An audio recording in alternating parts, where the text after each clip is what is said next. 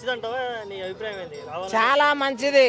ఇక్కడ తెలంగాణలో సక్సెస్ఫుల్గా రన్ అవుతున్నది, అట్లానే అక్కడ కూడా సక్సెస్ఫుల్గా రన్ అవుతుంది. బరాబర్ రేవంత్ ఎఫెక్ట్ అక్కడ ఆంధ్రాలో కూడా పడిందని ప్రతి ఒక్కరు చూసి నేర్చుకోవాలి. ప్రతి రాష్ట్రంలో ఈ ఈ ఒక్క పథకం అమలు కావాలని నేను బరాబరి అనుకుంటున్నా. రేవంత్ రెడ్డి చుట్టం ఏంది? రేవంత్ రెడ్డి చుట్టమా? చుట్టం ఎందుకు అవుతాడు? సీఎం అవుతాడు. అన్నా రేవంత్ రెడ్డి అంటే ఒక రాష్ట్రానికి సీఎం.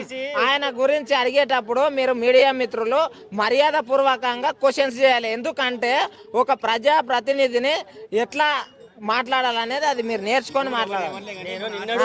లేదు మీ చుట్టామా రేవంత్ రెడ్డి? కాదు, రేవంత్ రెడ్డి సార్ అనండి. సరే, రేవంత్ రెడ్డి గారు మీ చుట్టమా? కాదు, చెప్పింది ఆర్టీసీ సక్సెస్ఫుల్ గా రన్ అవుతుందని ఎవరు చెప్పలేదు. ఎంతమంది ఇక్కడ ఉన్న లేడీస్ ని ప్రతి ఒక్కరిని అడగండి, చెప్తారు. ప్రయాణించడం సక్సెస్ కాదు. ఏంటి, ఎటువంటి సమస్యలు లేకుండా దానికి ముందు తీసుకెళ్తాం సక్సెస్ అంటారు. సమస్యలు నిన్న కాక మొన్న దాన్ని ఆర్టీసీ సమ్మెకి ఎందుకు దిగింది? ఫెయిల్యూర్ అనే కదా దిగింది. మొత్తం నీవే చెప్తే నేను ఎందుకు చెప్పని చెప్తా. సక్సెస్ఫుల్ అనేది ఏదైనా చేసేటప్పుడు అవకతవకలు పక్కా వస్తాయి. ఏడైనా సరే అది దాన్ని దాటుకొని వెళ్ళిపోతేనే ఏదైనా సక్సెస్ అనేది వస్తుంది. అర్థమైందా? మనం ఏదైనా కష్టపడతాం, ఇల్లు కట్టేటప్పుడు చెమట ఊరిస్తేనే ఇల్లు అవుతుంది. లేదని చెప్పి డైరెక్ట్ మనం మ్యాప్ వేసుకుంటే అదే ఇల్లు అని చెప్పి మ్యాప్లకు జొరతామా? జొర్రాము. అర్థమవుతుందా?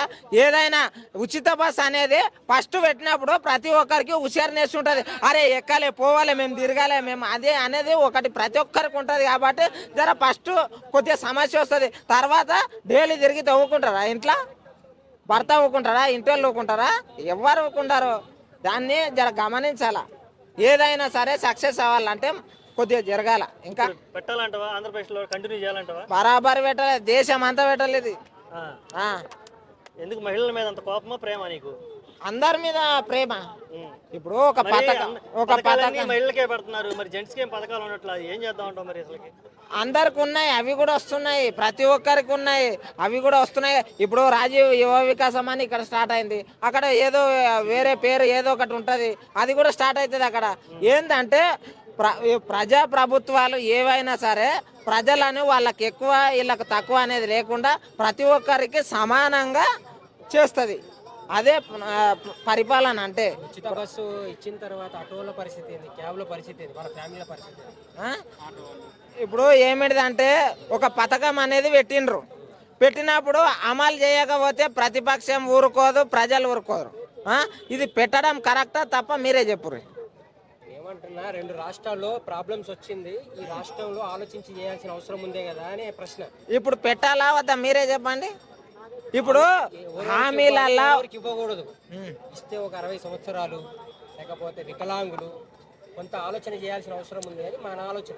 ఇది ఒకటి ఏంటంటే ఒక ఆలోచన చేసి వాళ్ళు నిర్ణయం తీసుకొని ఒకటి సబ్మిట్ చేసిరు. ఏంటంటే ఇది ఒక పథకం అని చెప్పి దాన్ని అమలు చేసలేరు అనుకో, మీరే అంటారు ఇగో ఇది అమలు కనీసం ఉచిత బస్ అనేది తెలంగాణలో అమలు చేసిరు, గీడ అమలు చేయలేదా అని చెప్పి మీరే అంటారు. అనారా? చెయ్యమంటున్నాం, కాకపోతే ఇంకొకటి చెప్తున్నా, బరాబర్ చెప్తున్నా. మెయిన్ ఇంపార్టెంట్ ఏంటంటే పథకాలు అనేటివి ఇవి అమలు చేయకపోతే తిడతారు, అమలు చేసినా తిడతారు. మరి ఇవి ఏవి లేకుండా అంటే ఒకటి అందరు ఆలోచన చేయండి. పథకాలే మాకొద్దు, ఉచిత విద్య, ఉచితంగా వైద్యము, ఇంకోటి ఉచితంగా ఏదైనా సరే మనకు కావాల్సినవి రైతులకు ఉచితంగా ఎరువులు కానీ అటువంటివి అడగండి. చేత కదా ప్రతి ఒక్కరు అడగండి. మాకు ఈ పథకాలు అన్నీ వద్దా అని చెప్పేసి ధర్నా చేయండి. అట్లయితే దేశం ఇంకా డెవలప్ అవుతుంది, ఇంకా బడ్జెట్ మిగులుతాయి, ఎంతో మందికి జాబులు వస్తాయి. ఇంకా ఇప్పుడు జాబులు ఎందుకు రావట్లేదు? ఈ పథకాల వల్లనే. ఇప్పుడు ప్రజలు అనేటోళ్ళు అందరూ పథకాలకు అలవాటు అయిపోయినరు. అలవాటు అయిపోయినందుకు ఇప్పుడు అందరు పథకాలు ఎవరు బాగా పెట్టినరో వాళ్ళకే ఓటేద్దాం అన్నట్లుండారు ప్రజలు. అటువంటిది ఉన్నందుకు వాళ్ళ పథకాలు పెట్టినరు. అదే మనము మార్పు కోరుకుందాం, అందరం కలిసి పథకాలు ఏమొద్దు, మాకు ఏం లేవు, ఉచిత వైద్యము, ఇంకా ఇవి ఉచిత విద్య అవి కావాలని చెప్పి అవి అడుగుదాం.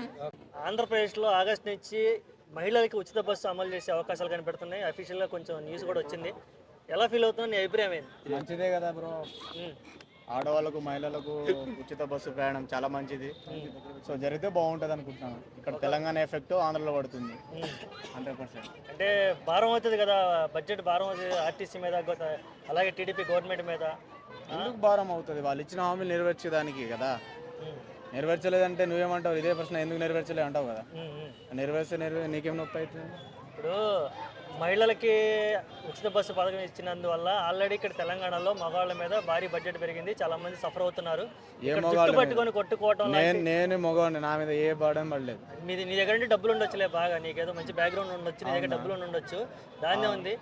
చూసావా నా దగ్గర డబ్బులు ఉన్నాయి? మీరు కాదబ్బా, ఎవరు చూడరు అట్లాగా, అలా ఉండొచ్చు. కాబట్టి మరి ఇటువంటి ప్రభావం కూడా ఉంటది కదా ఆంధ్రప్రదేశ్లో. ఏ ప్రభావం? మంచిగానే ఉంది, బ్రహ్మాండంగా నడుస్తుంది.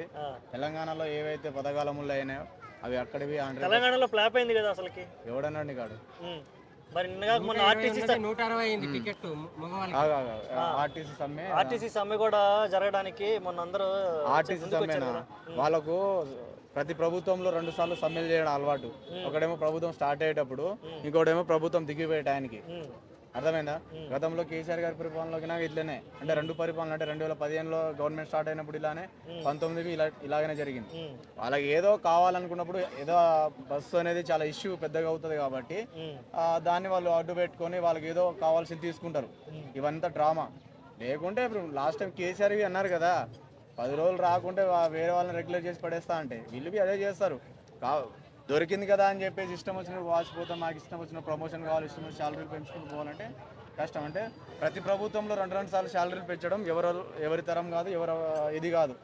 స్టార్టింగ్ ఒకసారి, ఎండింగ్ ఒకసారి వాళ్ళు ఇష్యూ కావాలని చేస్తారు, ఏదో ప్రెజర్ తోటైనా చేస్తారని ఫీలింగ్లో వీళ్ళు ఒక పాయింట్ పట్టుకొని ప్రతి ఇయర్ చేయాలంటే జరగదు బ్రో. ప్రభుత్వం ఏర్పడక ముందు ఇచ్చిన హామీనే మేము అడుగుతున్నామని వాళ్ళ డిమాండ్. ప్రభుత్వం బస్సుల గురించి ఏం అడగలేదే. లేదు, వీళ్ళు డిఏల కోసం కానీ అందుకోసమే ధర్నాలు చేస్తున్నారు. డిఎల్ అన్నీ రిలీజ్ అవుతాయి బ్రో. గతంలో 2015 నుంచి డిఎల్ రాలే, మరి అప్పుడు ఎందుకు అడగలే గత ప్రభుత్వంలో? రేవంత్ రెడ్డి ఇచ్చిన హామీనే మేము అడుగుతున్నాం. మరి కేసీఆర్ గారు ఇచ్చినప్పుడు కేసీఆర్ గారిని ఎందుకు అడగలేదు ఈ హామీలు? అంటే పీకేస్ అను ఆ ప్రైవేట్ ఉద్యోగస్తులనే డైరెక్ట్ రెగ్యులర్ చేసే తనందుకు పెట్టేశారు అనుకోవచ్చా? కేసీఆర్ అట్లా చేసింది కాబట్టి మేము మిమ్మల్ని గెలిపించాం, మీరు ఏదైతే హామీ ఇచ్చారో మాకు అది ఇస్తారనే మేము మిమ్మల్ని గెలిపించుకున్నామని మొన్న డిస్కషన్ వచ్చింది. అవన్నీ ఫేక్ ముచ్చట్లు బ్రో, వేస్ట్. అవి ఎవరికి అసలు వాళ్ళకు ఏదో ఒకటి ఇష్యూ క్రియేట్ చేసి డబ్బులు అంటే వాళ్ళు శాలరీస్ ఇంక్రీజ్ చేయడం అనే ప్లాన్లో ఉంటారు తప్ప, తెలంగాణలో ముఖ్యమంత్రి రేవంత్ రెడ్డి గారి పరిపాలన చాలా బ్రహ్మాండంగా ఉంది. సో నాకు చాలా బాగా నచ్చింది. ఏవైతే హామీలు ఉన్నాయో 100% నెరవేరుస్తున్నారు. మరీ గత ప్రభుత్వం లాగా అయితే చేయట్లేదు. నాకైతే చాలా సాటిస్ఫాక్షన్గా ఉంది. వాళ్ళు ఇచ్చిన హామీలను అయితే 100% నెరవేర్చారు. రైతు బంధువులు, రుణమాఫీలు కాలేవన్నారు. 2015 నుంచి నేను ఎప్పుడో తీసుకున్నాను, కాలేదు. 2 సార్లు పెట్టారు, 2 విడతల్లో పెట్టాడు కేసీఆర్. ఏ విడతల్లో మనది కాలే. ఒక్కసారి 1,60,000 అయింది, హ్యాపీ. నేను తీసుకునేదేమో 40,000, వడ్డీ గిడ్డి కలిపి 1,60,000 అయింది. ఈరోజు రేవంత్ రెడ్డి గారు తీర్చింది. ఈరోజు నాది కావచ్చు, మా నాయనది కావచ్చు, మా తాతది కావచ్చు, ఎవరు తీయాలి? అందరు చాలామంది అయింది. కావాలని ఇష్యూ చేసి ఏదో నొక్కేద్దామని అంటే కష్టం. ఇక చాలామంది అంటారు ఆటోలకు బస్సు ప్రయాణం వల్ల ప్రాబ్లమ్స్ వస్తాయి, అది చాలా ఇష్యూస్ నడుస్తున్నాయి కదా బ్రదర్. అవన్నీ ఫేక్ ముచ్చట్లు. ఆటోలకు క్యాబోలకు సంబంధం లేదు. ఎందుకంటే ఆటోలు క్యాబోలు బస్సు, మరి ఆటోలు క్యాబోలు ఉన్నప్పుడు స్టార్టింగ్లో నువ్వు ఓలా ఊబర్కి ఎందుకు సపోర్ట్ చేసావు? 30% 40% కమిషన్ ఎందుకు తీసుకున్నావు? గత ప్రభుత్వంలో తీసుకున్నారు. ఇప్పుడు 0% కమిషన్ ఎందుకు నడుస్తుంది? ఇప్పుడున్న ప్రభుత్వంలో ఆటో డ్రైవర్లు కానీ, అదే క్యాబ్ డ్రైవర్లు కానీ 0% కమిషన్ ఎందుకు జరుగుతుంది? 400 ఆర్డర్ కొడితే 120 రూపాయలు వాడే తీసుకుంటాడు. 300 రూపాయలు కొడితే 100 రూపాయలు వాడే తీసుకుంటాడు. 30% తీసుకుంటాడు. మరి ఈ ప్రభుత్వంలో ఎందుకు తీసుకుంటలేరు? అవన్నీ ఎడిగిపోయినాయి. అవన్నీ మనం అబ్జర్వ్ చేయము. ఆటోలు బతకట్లేదు. ఆటోలు బ్రహ్మాండంగానే ఉన్నారు, అందరూ బ్రహ్మాండంగా బతుకుతున్నారు.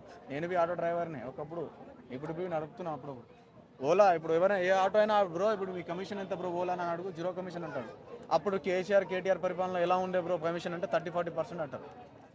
మరి ఎవరు డబ్బులు తీసుకున్నారు, ఎవరు జనాలను మోసం చేశారు, ఎవరు జనాలను నాశనం చేశారు, ఎవరు జనాలను ఆగం పట్టేశారు ఆటో వాళ్ళకి తెలుసు, ఆటోలు ఎక్కిన వాళ్ళకి తెలుసు, ఆటో బుక్ చేసిన వాళ్ళకి తెలుసు, బుక్ చేయించుకున్న వాళ్ళకి తెలుసు. థ్యాంక్స్.